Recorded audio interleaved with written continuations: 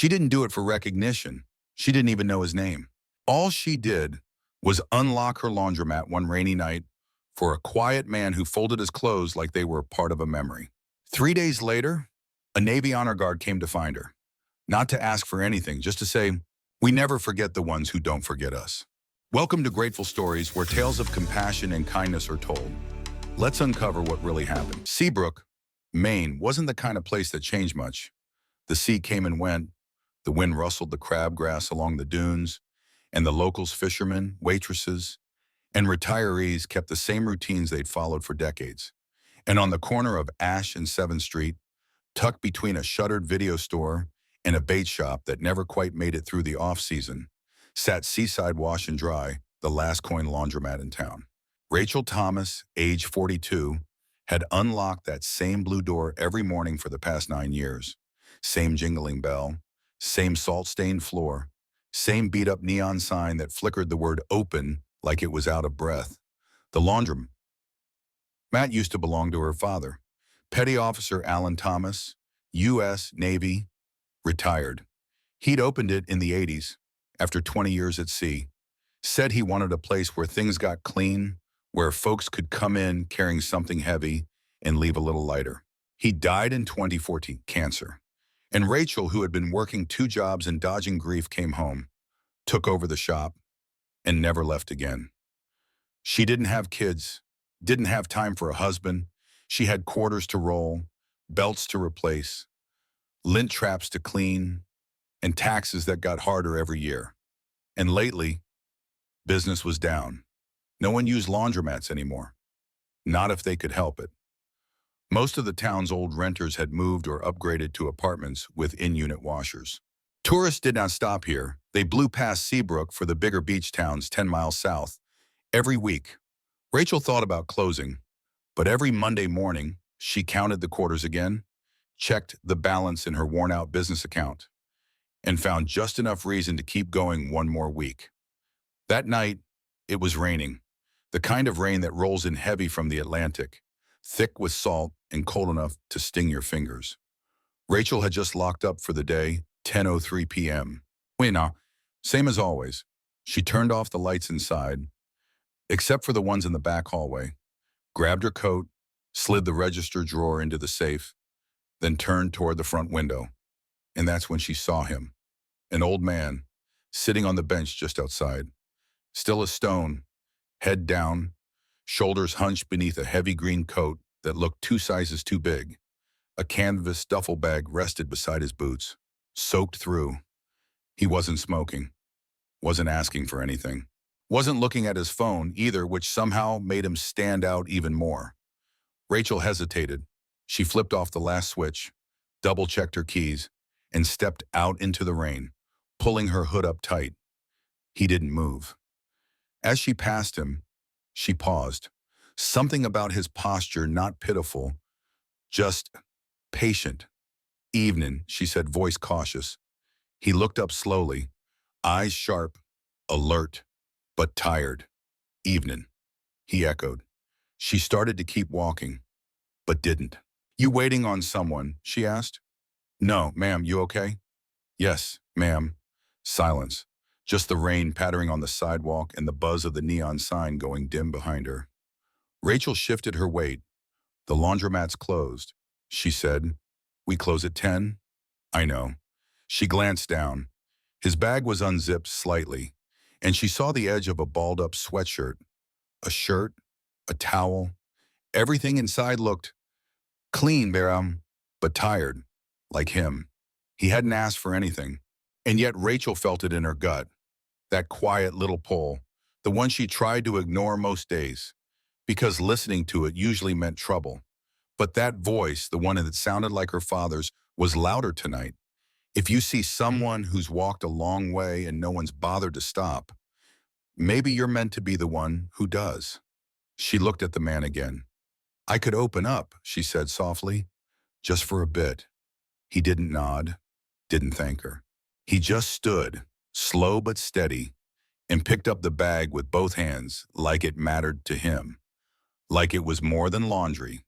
Inside, she only turned on half the lights, Dryers in the back run better than the front, she said, unlocking the change machine. Floors are still wet. Watch your step. He nodded. She handed him a small stack of quarters. On the house, she added. Still, no thanks. But he met her gaze, and in his eyes was something deeper than gratitude. Respect. He didn't waste time, didn't shuffle. He moved like a man who knew how to take orders and didn't need small talk. He loaded his clothes with care. Whites, darks, folded, separate. No fumbling, no hesitation. His hands were calloused, movements neat, efficient. Rachel busied herself wiping the folding tables near the front, pretending not to watch him. But she noticed things. He never looked at his phone, never sat down. And when the spin cycle finished, he folded every item like it was going back into a sea bag. When he was done, he took a towel from his own duffel and wiped down the inside of the dryer. Then the folding table, then the little puddle near the vending machine that wasn't even his. And then quietly he slipped out the door without a word. Just a nod. A small one. Rachel stood behind the counter, unsure what had just happened. A stranger, a cold night, a load of clothes. No request, no complaint, no name, just presence.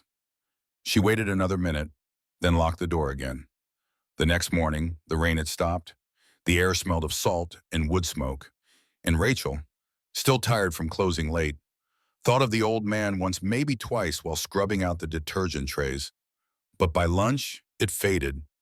The dryers spun, customers came and went, and the world kept turning.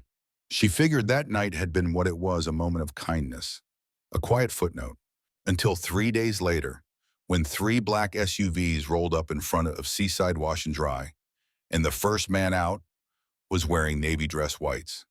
Rachel froze mid-mop. The bell above the door jingled, and 6 men stepped inside. Not angry, not rushed, just calm, purposeful, formal. At their center stood a tall officer, silver insignia gleaming, holding a small wooden box. "Miss Thomas," he asked. Rachel's mouth opened, but no sound came out. "Yes," she said finally, her voice small. The man nodded once. "We'd like a moment of your time." And just like that, everything changed. But that's a story for another day. For now, all she had done was open a door, and someone had remembered. Rachel didn't move. The officer in white stood calmly in front of her, sunlight glinting off the brass buttons on his jacket. The others formed a quiet line behind him, 6 Navy men, solemn, composed, as if they were stepping into a chapel, not a laundromat with cracked tiles and faded detergent posters. Rachel blinked, gripping the mop handle like it might anchor her to reality. "Miss Thomas," the man repeated, voice low but clear. "We're here on behalf of the United States Navy and someone who recently passed through your door." Rachel felt her breath catch. Her hands went cold. "The man who came here 3 nights ago," the officer continued. "His name was Captain Douglas Monroe. Retired. Former commanding officer. Naval Special Warfare Group 5. He paused, letting that settle. Rachel could only nod. "We know he didn't introduce himself," the officer added. "That was part of his way. Since leaving the service, he lived off-grid, refused support, refused contact. But after his visit here, something changed." Rachel's voice finally found its way out. He didn't even say his name," she whispered. "I just let him in. He looked like he'd been walking for miles." The officer nodded. He had. Captain Monroe was a decorated combat leader. Silver Star, Bronze Star with Valor, Purple Heart. He led missions few people will ever read about. But in the end, what he remembered most wasn't the medals. He looked at her, steady. It was kindness. They didn't stay long. They didn't crowd her. They didn't ask for attention. Instead, the officer gently stepped forward and placed a small, square package on the folding table beside her, wrapped in dark navy cloth, tied with a single white ribbon. Rachel untied it with trembling fingers. Inside was a plaque, polished bronze, heavy in her hands. At the top, Monroe's honor corner, beneath it, engraved in clean, even lettering a place of quiet respect, in memory of Captain Douglas Monroe, USN, in gratitude for those who see the forgotten. Rachel stared at it. Her throat tightened. I don't know what to say, she murmured. The officer gave her a quiet smile. You don't have to say anything. Later that day, they stayed behind, helped her mount the plaque on the far wall above the second folding table, where Monroe had folded his laundry in silence. They cleaned the glass of the front windows, repaired a faulty dryer fan without being asked. One of the younger sailors mopped the entryway while another restocked the change machine with quarters from his own pocket. Rachel just watched. There was no ceremony, no music, just presence and hands that worked. And when they finished, the officer turned to her once more. We'd like to propose something, if you are willing, he said. Our regional base is partnering with veteran outreach groups. They've been looking for community locations, places that feel real, familiar, not clinical, not cold. He looked around the laundromat. This place felt like that to him. Safe, quiet, dignified. Rachel blinked. You mean like a donation drop-off? He shook his head gently. More than that, a place for homeless veterans to wash their clothes. Sit down, breathe. We'd provide the funding, a modest monthly stipend, volunteers, too. All we ask is the space. Rachel hesitated. She looked around her little shop, the scratched counters, the flickering ceiling light, the sticky note on the breaker box reminding her not to run dryers 3 and 6 at the same time. I'm barely keeping the lights on as it is, she said quietly. Some days, I'm not sure I can keep the doors open. The officer nodded. And still, you opened it for him. That's why we're here. But I didn't do anything, she said, her voice catching. He didn't even say thank you. He just folded his clothes and left. The officer's voice softened. He didn't say thank you out loud. But the next morning, he walked onto base for the first time in 6 years, handed over his ID, said he was ready to talk. Rachel's heart pounded. He passed away 2 days later. The officer added, heart failure, quiet, peaceful. But he made one last request. He paused, reached into his jacket, pulled out a folded sheet of paper creased, handwritten, bearing the sharp, deliberate strokes of someone used to signing orders. This is what he wrote. He handed it to her. Rachel unfolded it slowly. If I don't make it, tell the woman at the laundromat she reminded me what dignity feels like. Tell her I remembered who I was when I stood under those fluorescent lights folding clean socks. I left the Navy, but I never wanted to be forgotten. She didn't forget me. That's all I needed. Rachel swallowed hard. Tears blurred the words. The officer said nothing more. Just let the silence hold. That night, long after they'd gone, Rachel stayed behind in the shop. She didn't sweep, didn't check receipts. She just stood by the plaque, ran her fingers gently along the metal, still warm from the drill, and thought about how many times she'd almost closed for good, how close she'd come to giving up, to believing the world no longer needed places like this, places that smelled of fabric softener and bleach and stories no one ever told out loud. The plaque didn't flash, didn't buzz, didn't earn her a dime, but somehow it made the place feel full again, like someone was still sitting there, just out of sight, folding clothes with calloused hands, remembering who he used to be. The next morning, Rachel arrived at the laundromat early. A new sign had been installed overnight. She hadn't even heard them. It was mounted just beneath the old neon open sign, etched in clean, steel lettering, in partnership with Naval Veteran Outreach. Community Access Point number 47. All veterans welcome. No questions, no charge. She stood on the sidewalk, coffee in hand, watching the early light reflect off the lettering. For a moment, she didn't feel tired, didn't feel like she was losing something. She felt connected. No one had asked her to make this a mission. No one told her to carry anyone else's weight. but they came back anyway, not to demand anything, just to say, we never forget the ones who didn't forget us. It started quietly. Just a handwritten sign taped to the front window. Veterans Hour, Tuesdays and Thursdays, 9:11 p.m. Free wash and dry for all service members. No questions asked. Rachel didn't make a big announcement. She didn't tell the paper, didn't post on Facebook. She just kept the lights on 2 hours longer, brewed a fresh pot of coffee, and left the door unlocked for anyone who needed a clean shirt and a bit of dignity. At first, it was only one man, then two. Word traveled fast in those circles, the ones who slept under bridges, behind warehouses, in shelters too crowded to offer real rest. She learned their names, or rather, the names they gave her. She didn't pry.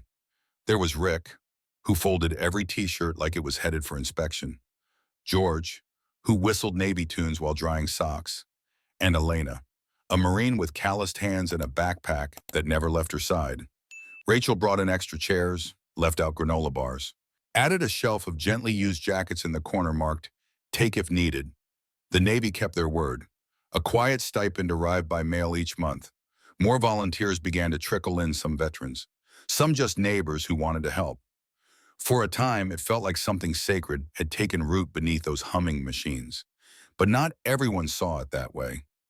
It began with a voice. A man in khakis and sunglasses stood near the back folding station one afternoon, arms crossed, eyes scanning the room like he was searching for something to disapprove of.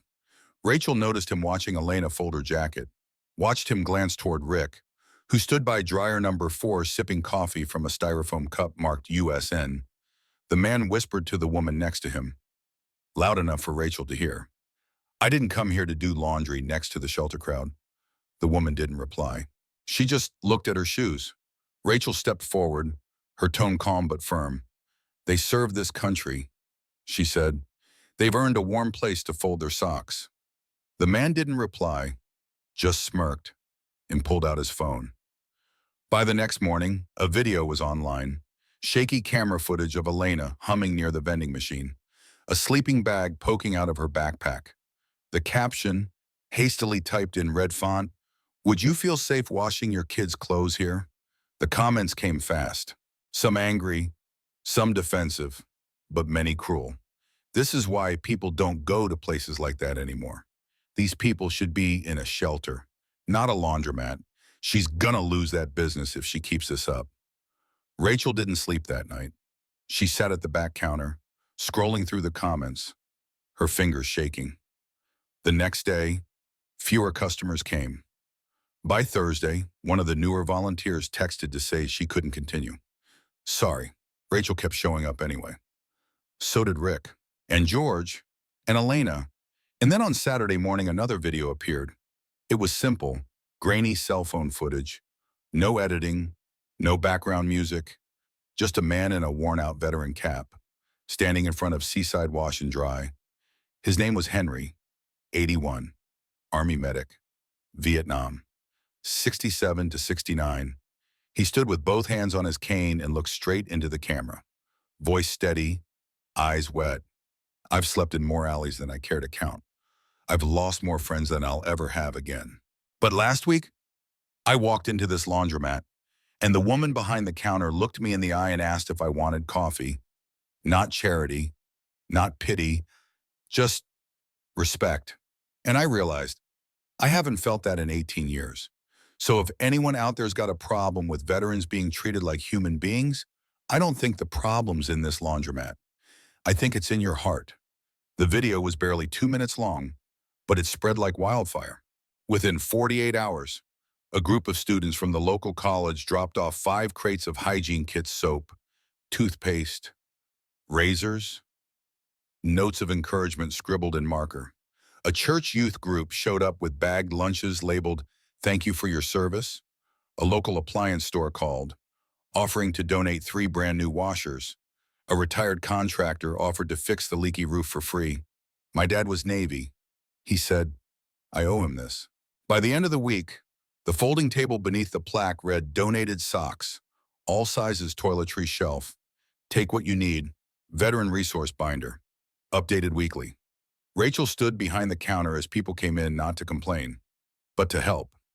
She watched as a mother knelt to help her son tuck a granola bar into the donation bin, watched Elena laugh for the first time in weeks, playing cards with two old Marines near the detergent shelf. The laundromat had changed. But not because Rachel asked it to, because people had decided kindness deserved a second look. Then came the invitation, a cream-colored envelope, embossed with gold lettering from the Maine Naval Heritage Museum. Inside a formal card, stamped, signed, "We respectfully invite Miss Rachel Thomas to speak at the annual Naval Recognition Ceremony at the Heritage Hall, Portland, Maine. Your work has become a model of quiet service.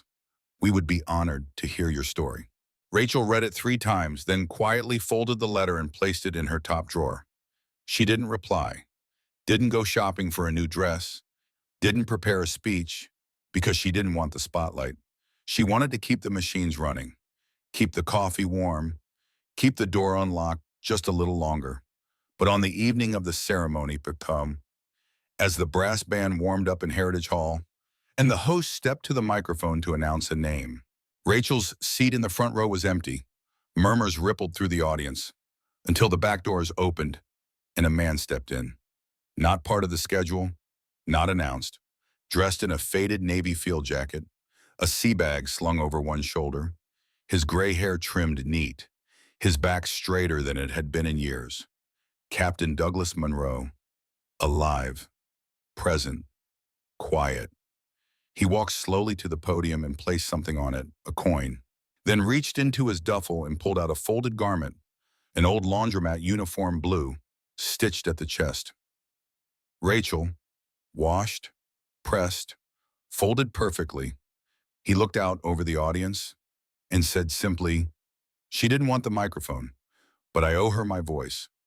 Captain Monroe never spoke for long. He didn't need to. That night at the Navy Heritage Hall, he simply stood in Rachel's place and told them the truth. About a woman who opened a door. About a laundromat where no one was turned away. About dignity restored, quietly, between spin cycles and folding tables.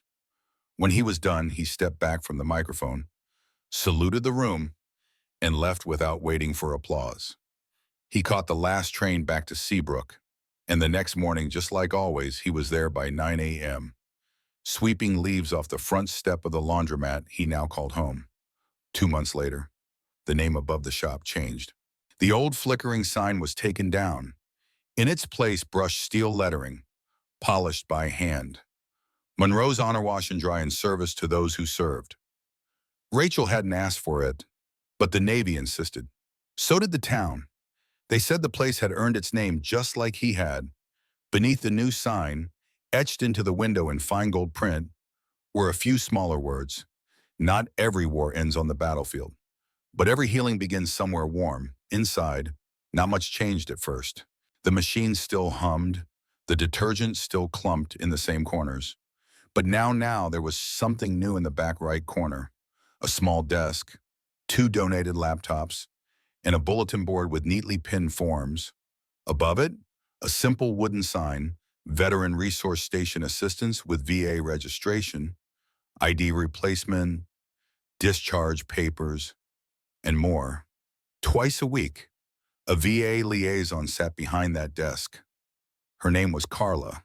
She brought her own thermos and greeted every visitor with a welcome back, even if it was their first time through the door. And every Tuesday and Thursday night, the Veterans Party Hour still held its place. The coffee never ran out. The folding chairs were always out. The door never locked early. The Navy kept their promise, too. A quarterly grant came in like clockwork, enough to cover utilities, repairs, and even the new industrial dryer the team had affectionately nicknamed the Beast. When Rachel tried to refuse the extra funds, the regional liaison just smiled. "This isn't charity," he said. "It's investment in someone who already did the work." So she accepted, quietly, and got back to mopping the floors. One rainy Thursday, a plain white envelope showed up in the mail. No postage, just her name, Miss Rachel Thomas, Seaside. Maine inside heavy cardstock, Navy seal, gold leaf, and a handwritten signature at the bottom. In recognition of exceptional community service and compassionate reintegration support, the Department of the Navy hereby designates Rachel Thomas as an honorary civilian contributor to veteran reintegration. Your quiet actions reached further than our loudest awards ever could. There was no check, no medal, just a certificate, folded carefully between protective sleeves.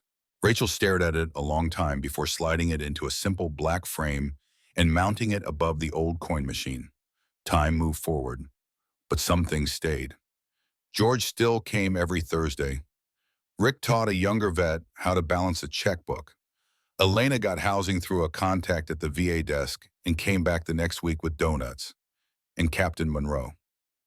He never left. He didn't sleep in the alley anymore. He slept in a small room above the laundromat. A cot, a desk, a window facing the sea. He worked the night shift, cleaned the filters, restocked the soap, and every morning, before he left to walk the coastline, he wiped down the plaque near the folding table, the one that bore his name.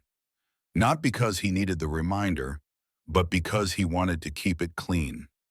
For her, one Saturday morning, just after dawn, a young soldier stepped out of the laundromat, fatigue pants, civilian jacket, a duffel slung over his shoulder, straps worn from travel. He paused just outside the door, turned back, and looked up. The early sun caught the words above the entrance, Monroe's honor wash and dry in service to those who served. Then his eyes fell to the window, to the smaller line beneath it. He read it once, then again. Not every war ends on the battlefield, but every healing begins somewhere warm. He took a slow breath, then kept walking, a little taller than before. Later that week, a girl about 12 brought her grandfather in, said he used to serve, said he didn't like hospitals or forms or lines. He didn't speak much, but when he left, he slipped a $5 bill into the tip jar and whispered, "You run a sacred place here." Rachel only nodded. She didn't need words. The walls were already full of them, quiet ones, folded into socks and stitched into old uniforms. They say the heart of a town is its school, or its church, or its square. But in Seabrook, Maine, it was a laundromat, where the washers never stopped humming, where coffee always tasted slightly burnt but was always hot, and where every person who walked through the door, uniformed or not, was seen, heard, respected. Because one woman, tired, quiet, unseen, had once opened her door, long after closing. Just once, but it was enough. And so, in that small coastal town, where the wind carried salt and stories, where grief sat beside hope, folded into every worn flannel and field jacket, a simple building became something more, a landmark, not built of stone or brick, but of grace, of remembrance, of dignity, washed warm and spun dry forever. In our darkest moments, kindness still finds a way, often in the quietest places. Not everyone who helps wants recognition. Some just need to know that today, someone isn't going hungry. And sometimes, that alone is enough to change a life. You may forget the story, but if no one retells it, history stays silent forever. Subscribe to Grateful Stories, where justice is honored, kindness is remembered, and no act of quiet heroism is ever lost.